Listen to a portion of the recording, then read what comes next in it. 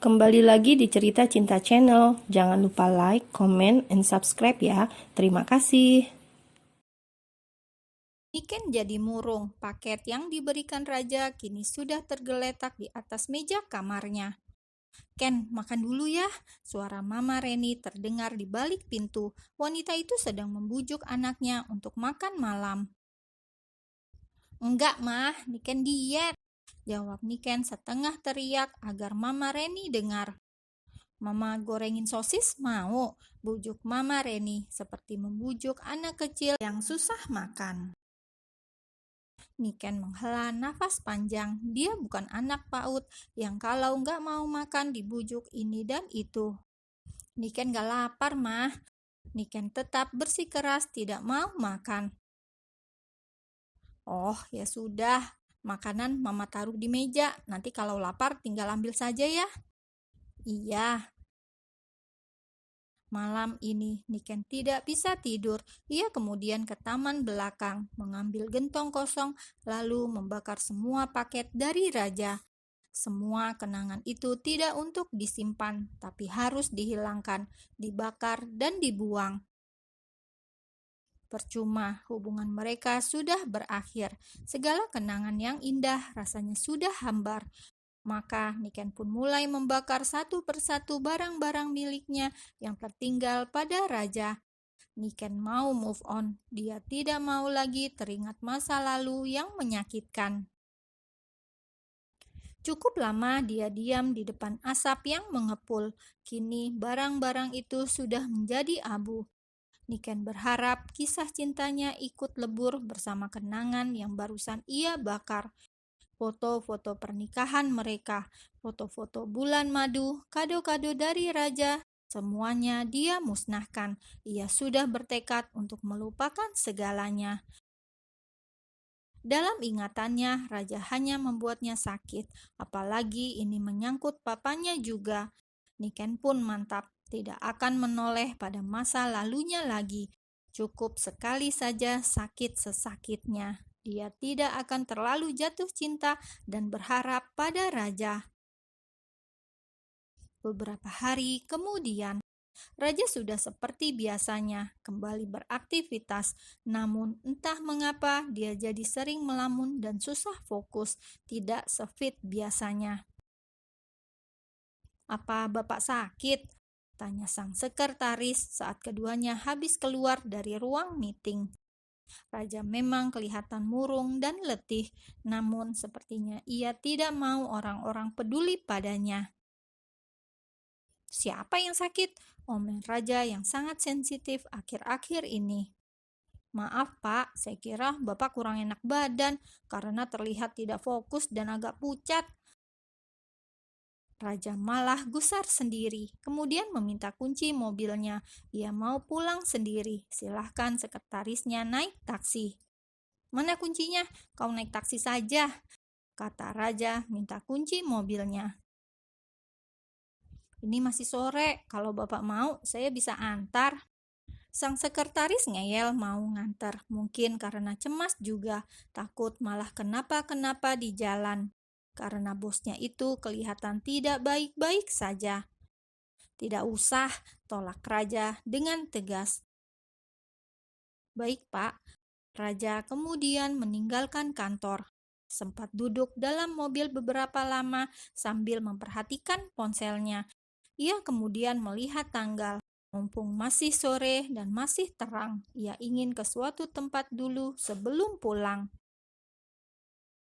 Di tengah jalan, mobilnya berhenti di depan sebuah toko bunga. Raja keluar sebentar lalu membawa bunga segar itu masuk ke dalam mobilnya. Sepanjang jalan, matanya menatap jalanan dan sesekali melirik buket bunga yang baru dia beli. Ada senyum sendu saat ia menatap bunganya lagi. Setelah mengendara beberapa saat, akhirnya mobil berhenti di sebuah lahan. Raja kemudian memasuki area pemakaman. Suasana sangat sepi saat itu, mungkin karena sudah sore, hanya 1-2 orang yang ada di sekitar sana. Di bawah langit jingga, raja berjalan seorang diri.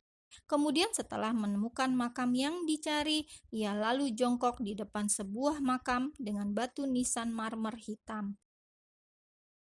Laki-laki itu kemudian merenung sesaat. Ini mungkin baru kali ketiga dia datang, padahal sudah sekian lama mantan mertuanya itu meninggal. Ada penyesalan dari sorot matanya. Hanya bicara di hati dengan mulut terkunci rapat, raja kemudian bangkit. Ada sesuatu yang mengusik. Mungkin dulu kalau ke sana tidak begitu memperhatikan. Raja kemudian duduk kembali. Ada makam kecil yang tertutup bunga-bunga cantik. Letaknya tidak jauh dari makam mantan mertuanya. Penasaran, ia pun menyibak rerumputan dan bunga-bunga yang mekar di atas makam kecil mungil tersebut. Anak siapa ini? Mungkin dia bertanya-tanya dalam hati. Dilihat dari ukuran makam, sepertinya masih bayi atau balita. Entah mengapa raja mengambil setangkai bunga dari makam mantan mertua, lalu meletakkan di tengah-tengah makam kecil tersebut.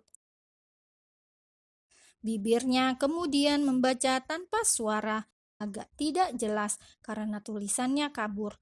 Akan tetapi satu hal yang membuatnya terkejut adalah di antara huruf-huruf yang kabur itu seperti ada tertulis namanya di bagian tengah. Mungkin hanya kemiripan nama saja, akan tetapi setelah dia membersihkan nisan kayu yang tulisannya pudar itu, hatinya seperti sedang dicubit. Tidak mungkin banyak nama yang sama di dunia ini. Gumamnya, pikiran raja sudah mulai aneh-aneh. Hari semakin sore, pikiran raja tambah jadi kacau. Ia memutuskan pergi saja dari pemakaman tersebut. Bukannya pulang ke rumah, dia malah pergi ke rumah Niken. Karena jarak makam dan rumah Niken memang tidak terlalu jauh. Datang-datang, tapi langsung diusir secara lembut. Niken yang sore itu sudah ada di rumah, tidak mau membuka pagar. "Kami tidak terima tamu," kata Niken saat tahu siapa yang datang. Kebetulan dia yang di depan pintu pagar. Kalau mamanya, pasti langsung dibuka dan disuruh masuk. "Niken, aku ingin menanyakan sesuatu." Raja kelihatan serius ingin bertanya tentang satu hal. "Aku tidak mau ditanya." Niken melipat tangannya di depan. "Niken, jangan seperti anak kecil, bersikaplah dewasa." Raja tidak sedang bercanda, dia benar-benar ingin bicara serius dari hati ke hati. "Aku memang seperti anak kecil, kau mau apa? Tolong jangan ke rumah ini lagi, aku tidak suka." Niken pun kembali mengusir mantan suaminya itu. Raja menarik nafas dalam-dalam. "Aku habis dari makam." Raja pun langsung to the point saja karena Niken masih belum mau bertemu dan membukakan pintu. "Aku nggak nanya." Niken langsung berbalik. "Aku melihat satu makam kecil di dekat makam papa." Raja bicara cukup keras. "Papa siapa? Papamu bahkan masih hidup," celetuk Niken. Keduanya saling berbicara tapi terpisah pagar. Niken sudah balik lagi menatap pagar yang masih dikunci dari dalam. "Aku sedang bicara serius." "Kenapa di sebelah makam papa ada makam kecil? Kau tahu makam siapa itu? Kenapa namaku ada di nisan kuburan tersebut?" "Bicara apa kamu ini, Raja? Ngelantur ya habis dari kuburan? Sudah, pulanglah." Niken buru-buru berbalik, tapi Raja malah teriak di depan pagar. "Tidak mungkin kan? Katakan padaku, tidak mungkin kan?"